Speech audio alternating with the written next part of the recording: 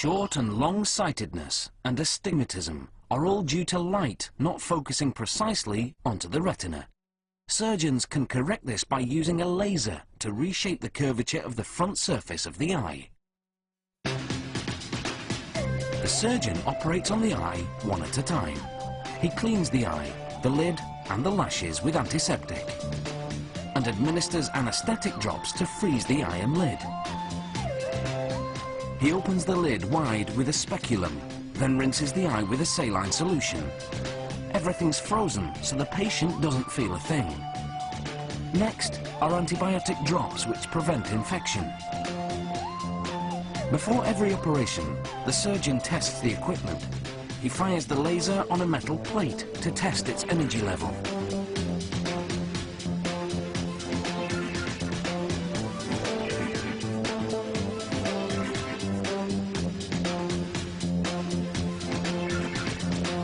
The surgeon administers a few more anesthetic drops, then inspects the microkeratome, the device used to lift a very thin layer from the outer surface of the eye.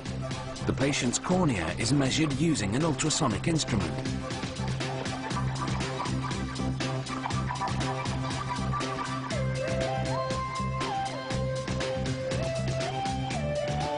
The surgeon uses the speculum again to prop the lid open, then begins the operation.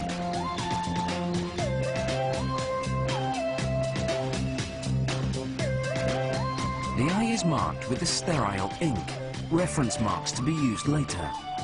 Next, a metal ring is positioned around the cornea.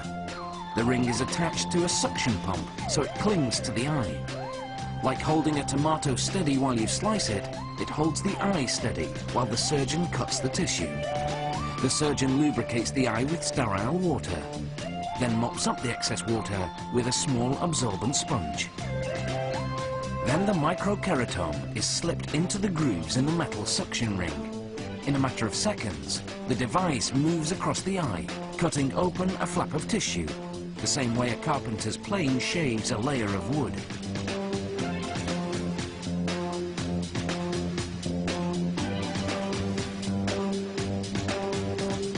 The surgeon uses a sterile sponge to keep tears from contaminating the cornea.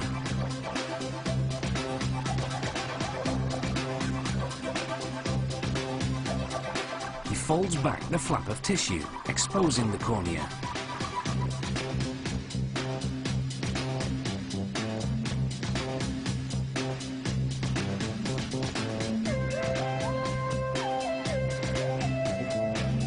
Then mops up the excess liquid and finally starts up the laser.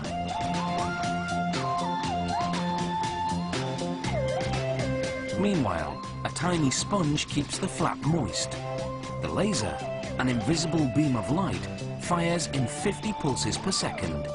Each pulse vaporizes a 1/4 micron of corneal tissue. The laser is controlled by a computer program, so it knows exactly how to reshape the cornea to give most patients 20/20 vision. In less than a minute, the laser has done its job. The surgeon removes the sponge and then, using the ink marks he made earlier as a reference, folds the flap back to its original position. If the flap isn't precisely where it was before, the patient will have distorted vision. Using a syringe that flushes the area with sterile water, the surgeon carefully smooths the flap.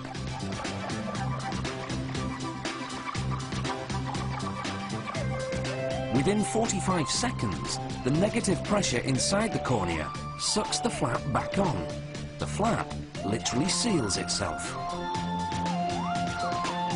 Antibiotic drops are applied as a preventative measure, and the microkeratome is used once again to verify everything is okay before moving on to the other eye.